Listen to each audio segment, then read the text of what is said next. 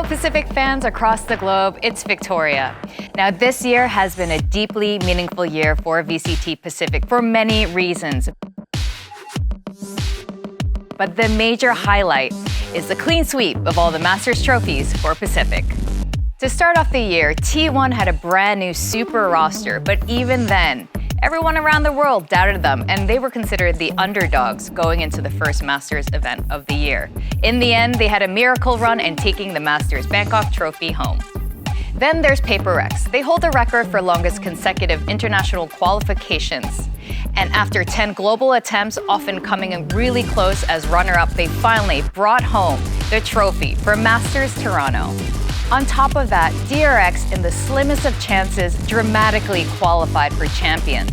And even then, they finished with a top third placement, doubling down that VCT Pacific truly is the best region in the world. Thanks, Yum Yum.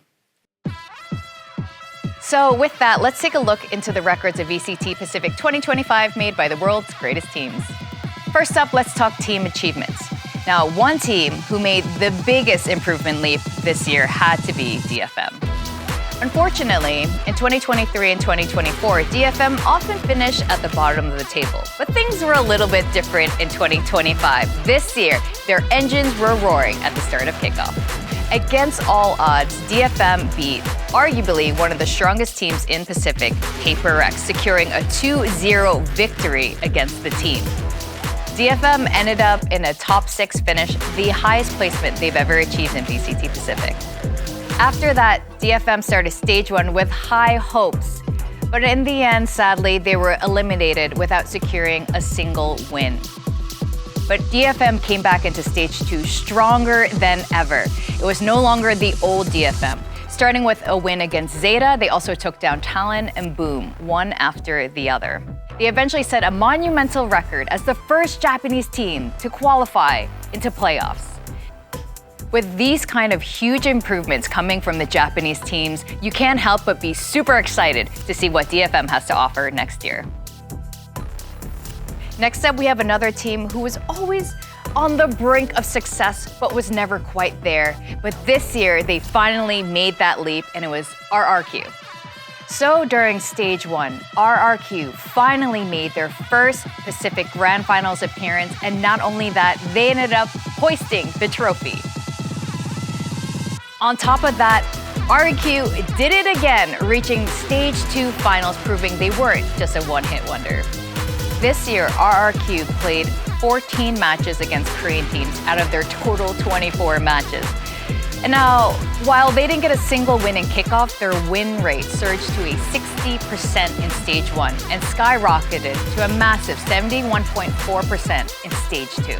Especially in stage 2, they faced Korean teams in 7 out of 11 matches. By eliminating Korean teams one by one in playoffs, they started to become known as the Korean Slayers. Now fully established as a top-tier team, RRQ did struggle a bit internationally.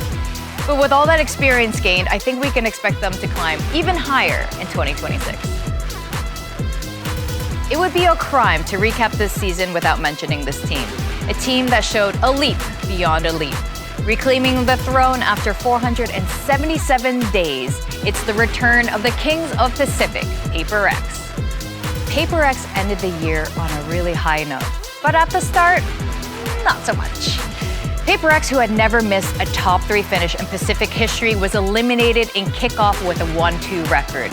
We know that Paper X doesn't do many roster changes, but when they do, it tends to be very impactful. And signing Patman was one of them.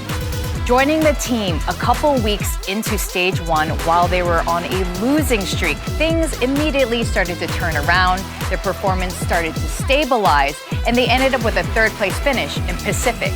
Not only that, they qualified to Masters Toronto and ended up winning it all. And riding on that momentum, Paper X finally reclaimed their Pacific throne. Becoming the stage 2 winners wasn't simply just another win. It carried on Paper X's annual tradition of hoisting the trophy. Here's hoping this record stays alive next year and they add more trophies to their collection. Next up are the players who are writing Pacific history from the front lines. Let's move on to the record holders of VCT Pacific. The first category to highlight, of course, is the MVP. It's a title given to the best performing player on the winning team, the person who's the undeniable ultimate carry that secured the most victories in 2025. And if you're a true VCT Pacific fan, you probably already know the answer. It's Pacific's best duelist, RRQ's Jemkin. Out of the 24 matches they played this year, his team won 15 times. And out of those, he claimed the MVP title 8 times. His team often credits him as being the carry machine for RRQ that saves them in every possible moment. And we at Pacific are looking forward to his unstoppable performance in next year. Next up, it's time to look at the leader of operator kills, one of the most exciting stats in the game. Now, when you think of oppers, who do you think of? Texture, Buzz, something? Now, all of them are amazing oppers in their own right, but this year, the throne of the greatest opper has changed. The new king is none other than RRQ's Jemkin. He recorded a massive 141 kills purely with the operator, taking an overwhelming first place. What's even more surprising is that while he had only a combined 36 op kills in kickoff and stage 1, he racked up a whopping 105 op kills in stage 2 alone. His aim is already cracked enough, but now that Jemkin has mastered the operator, how do you even stop this guy? Jemkin, how good can you get? Seriously. Now we're going to check out which players had the most aces. Surprisingly, 4 players tied for first place. It's Texture, Margaret, Jemkin, and Buzz. It's no exaggeration to say the aces these players pulled off created the highlights of Pacific this year. Buzz, who acted as the solid core for T1 during their kickoff runner-up finish and Masters Bangkok win. 그렇게 조용히 하는 에이스가 더 좋은 거야. Jemkin, the monster duelist who stayed at the top of every stat. Margaret, who truly showed us the potential of an Ascension team. And Texture, who's not gonna let any curse stop him from getting aces. And honestly, I don't think any of us here are ever gonna get sick of watching aces. And I'm really delighted to deliver some good news. At long last, Texture has overcome his ace jinx. 야, 이겨야 돼. 나 에이스 했단 말이야. 야, 좀 한번 하고 이겨줘라. It's a well-known Pacific curse since 2023. The jinx where if Texture gets an ace, his team loses the match. Up until Pacific 2025 Stage 1, he was 0 win and 6 losses with a 0% win rate. Sorry to Texture, but it looked like this curse was gonna last a lifetime.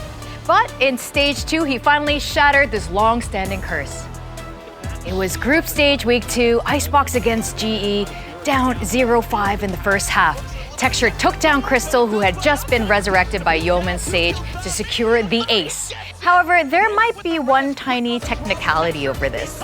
Since the 5th kill was on a player res by Sage, some people are arguing that this is technically not an ace. But hey, I mean, an ace is an ace. Now it's time to introduce the players who have set new records. There's May, who brought DFM to the playoffs for the very first time in their team's history, who also secured highest ACS in a single map. In group stage week 1 on Icebox against Zeta Division, he recorded a phenomenal ACS of 509. He smashed the previous record held by Buzz after 397 days. May's record-breaking run didn't stop there. He also shattered the record for highest season average ACS. The previous number 1 was RRQ's Jemkin with 257.4, but May broke it with 266.2 record. Now, if you think Jemkin's pride took a hit, that didn't happen at all, because he gave up his record for a different one instead. He took the number 1 spot for most kills per match. This stat calculates the average kills per match over a season. The title was previously held by Saya player with 37.6 kills. But Jemkin smashed it with a monster stat of over 50 kills per match. At this point, can anyone really deny that Jemkin is one of the best entry fraggers in Pacific?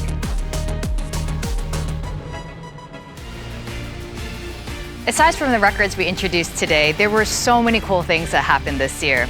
The performance in 2025 by the rookies, the players making new history with new teams. It was truly a year filled with memorable moments. In 2026, we'll be welcoming brand new teams, the return of Nongshim, and of course, of our beloved Pacific teams as they sweat it out in their rebuilds. See you in 2026 for more VCT Pacific action.